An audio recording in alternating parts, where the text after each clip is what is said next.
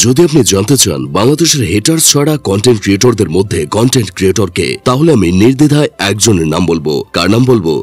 সেটা নিশ্চয়ই আপনি ধরে ফেলেছেন, কারণ আপনিও যে সেই মানুষটার ভিডিও দেখেন। হ্যাঁ ভাই, বলছিলাম রিপন মিয়ার কথা। তিনি সম্প্রতি একটা পডকাস্টে গেস্ট হিসেবে গিয়েছিলেন। সেখানে গিয়েও তিনি পডকাস্টটা শুরু করলেন I am the Ramzan show, এটাই বাস্তব, হাহা আই লাভ ইউ, এই ডায়লগ দিয়েই। তার সহজ সরল মনোভাবের জন্যই বেশিরভাগ মানুষ তাকে পছন্দ করে। তার ব্লগ, তার করা বিভিন্ন ভিডিও, ধনী থেকে শুরু করে গরিব সবাই দেখে। আমিও দেখি, আপনিও দেখেন, এবং আমি তার ভিডিওগুলো দেখে মুগ্ধ হই, আপনিও হন। তবে তিনি এই পডকাস্টে আসার পর আরো মানুষ তার ভক্ত হয়েছে, সেটা আমি নির্দ্বিধায় বলতে পারি। সবাই জানতো রিপন মিয়া অনেক সাধারণ ও সাদা মনের মানুষ, কিন্তু অনেকে হয়তো এই পডকাস্টের আগে জানতো না রিপন মিয়া এতটা ধার্মিক আর কথায় কথায় আল্লাহর একটা শুকরিয়া আদায় করে। এটা শোনার পর আমার বন্ধু কেরামত বলতেছে রিপন মিয়ার তো কোনো হেটার্স নাই, তবে তার শুকরিয়া আদায় করা দেখে এখন আবার অনেক হেটার্স জন্ম নিতে পারে, কারণ এগুলো দেখলে তো আবার হারপিক পট্টি আর শাহবাগ পট্টিওয়ালাদের জায়গা মতো লাগে। বিশ্বাস করেন ভাই, আমি জীবনে কোনো কন্টেন্ট ক্রিয়েটরের পডকাস্ট পুরোটা দেখি নাই, তবে এই রিপন মিয়ার 1 ঘন্টার পডকাস্ট পুরোটা দেখছে।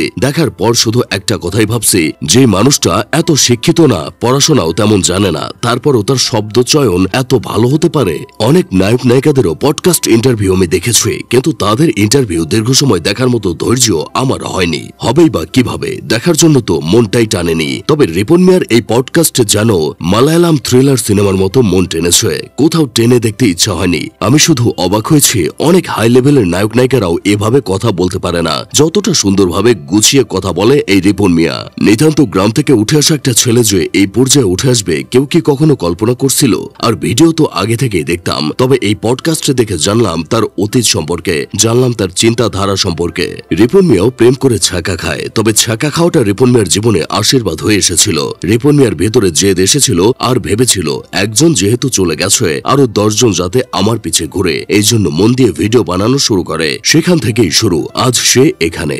আসলে আমার মনে কেউ এখনো জেদ তুলে দিতে পারেনি, তাই তো আমি এখনো সফলতার দেখা পাচ্ছি না। মানুষের কাছ থেকে সম্মান পাওয়ার ব্যাপারে রিপন মিয়া বলছেন, এই যে আমার লেখাপড়া নাই, এক জায়গায় গেলে আমার সম্মান দেয়, এই সম্মানটা ভাই অনেক কিছু, এটা আমি টাকা দিয়ে জীবনেও কিনতে পারবো না। সম্মান, ইজ্জত, ভালোবাসা এগুলো কখনো টাকা দিয়ে কেনা যায় না, টাকা দিয়ে মাপা যায় না।